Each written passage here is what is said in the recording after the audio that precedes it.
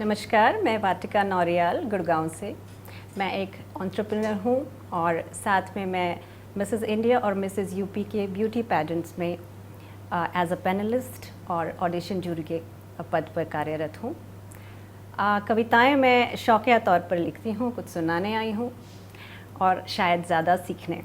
कि उसकी वो चमकती आँखें, उसकी वो चमकती आँखें, बालों में मोगरे का गजरा, मक्खन चेहरा और उस पर झूलती लटें, क्या कमाल लग रही थी, क्या कमाल लग रही थी माँ एक पुराने एल्बम में। और ये पंक्तियाँ एक ऐसी स्त्री को समर्पित जिसका दुनिया में कोई कंपैरिजन नहीं। माँ, या कहूँ कि कुछ प्रश्न हैं दिल के, सुनिएगा। उसकी वो चमकती आँखें, बालों में मोगरे का गजरा, मक्खन चेहरा और उस पर झूलती लटें, क्या कमाल लग रही थी, क्या कमाल लग रही थी माँ एक पुराने एल्बम में। समय का पहिया बड़ी ज़ोर से घूम गया और दे गया माँ के चेहरे पर झुर्रियों की सौगातें, नज़र के चश्मे, बदन के कुछ दर्द, याददाश्त में कमी और ढेर सारी चिंताएं, और उन चिंताओं से झलकता उसका सागर भर प्यार। माँ, अपना ख्याल क्यों नहीं रखती अब, माँ पहले जैसी क्यों नहीं दिखती अब बहुत शांत सी रहती है, सबको खुश रखने के चक्कर में खुद का मन मार लेती है, अपनी पुरानी सहेलियों से भी दूर हो गई है, अपने शौक पीछे छोड़ जिम्मेदारियों में चूर हो गई है, बस हमारी ज़रूरतों का ध्यान रखती है, अब कर्तव्यों में झुलसता सा तंदूर हो गई है। सबसे देर में सोकर सबसे पहले जागती है, दिन भर कामों के पीछे भागती है, दुनिया की किसी परेशानी से नहीं डरती, थक जाती है फिर भी आराम नहीं करती, सब रिश्तों को अच्छे से समेटना जानती है माँ, मर्तबान में अचार को लपेटना जानती है माँ, अपने आंचल में अपने गमों को छिपाकर मुस्कुराहट से सबको जीतना जानती है माँ। शब्दों के शौक भी दबाए हुए, वैसे तो ये कविता मैंने सभी माँओं के लिए लिखी है, लेकिन जब मैंने लिखी थी तो मेरी माँ मेरे जहन में थी और उन्हें बहुत शौक़ था, वो शेक्सपियर पढ़ती थी, बहुत सारी नॉवेल्स पढ़ती थी, पर समय का पहिया बहुत जल्दी घूम जाता है, तो शब्दों के शौक भी दबाए हुए हैं। माँ पहले जैसे क्यों नहीं लिखती अब, मोगरे का गजरा कितना सुहाता था उस पर, माँ पहले जैसे क्यों नहीं सजती अब, माँ अपना ख्याल क्यों नहीं रखती अब, माँ पहले जैसी क्यों नहीं दिखती अब, माँ पहले जैसी क्यों नहीं दिखती अब। और अपनी अगली रचना पे आती हूँ जो कि मेरा पसंदीदा विषय है, श्रृंगार। श्रृंगार करती हूँ, लिखती हूँ, रचती हूँ।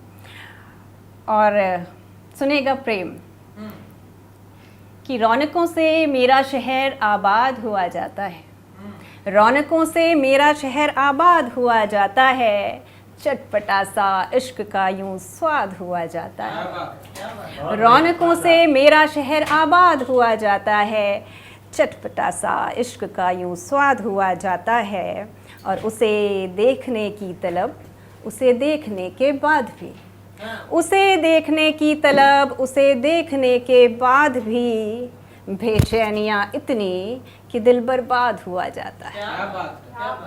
और खिड़की से ताकता है वो मुझे हर सुबह, खिड़की से ताकता है वो मुझे हर सुबह, चाहतों में उसकी दिल नौशाद हुआ जाता है, और उंगलियों से करती हैं जब गुफ्तगू।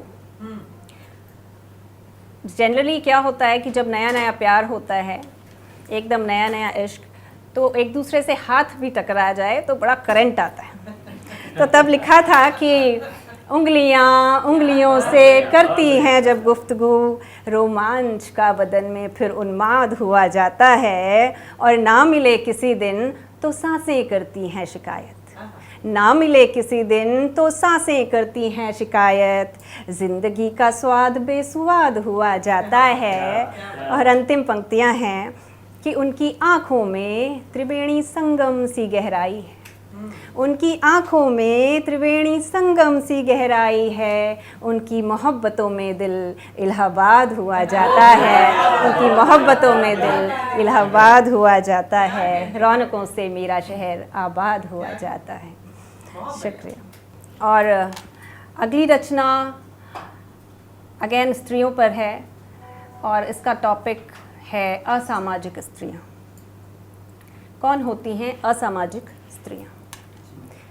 वे स्त्रियाँ जिन्होंने कभी उंगली उठाई समाज पर, जिन्होंने विद्रोह किया, जिन्होंने तोड़ना चाहा रूढ़िवादी विचारधाराओं को, जिन्होंने संकल्प लिया दबकर न रहने का, जिन्होंने उतार फेंका सामाजिक ढोंग का चोला, उन स्त्रियों को पागल कहा गया। उन स्त्रियों को पागल कहा गया और ले जाया गया मेहंदीपुर बालाजी उनकी बगावत का भूत उतारने के लिए। लोहे की जंजीरों से बांधकर पीटा गया ओझाओं द्वारा कई बार, उनके केश पकड़कर उनको थपड़ाया गया और तब तक बुरी तरह घसीटा गया जब तक कि वो यथार्थ में पागल नहीं हो गई।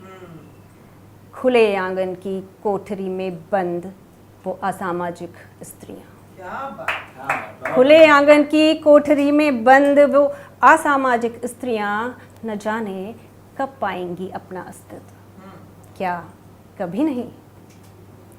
क्या कोई दूसरी स्त्री देगी उसे सहारा या ढाढ़स, साथ रहने का हर कदम, आगे बढ़ने का हर दिन, लड़ने का, विद्रोह करने का? क्योंकि जब जब एक स्त्री ने दूसरी स्त्री का साथ दिया है, सैलाब आए हैं, आंधियाँ चली हैं और उम्मीद का सूरज जगा है, और तभी बदल पाई हैं परंपराएं। तो ओ स्त्री आओ, निडर हो तानों भव में और शब्द के टंकार से नाद करो सारे जग में, इससे पहले कि तुम्हें समाज के ठेकेदार तड़ी पार कर दें। क्या बात, बहुत बढ़िया, शानदार, जबरदस्त।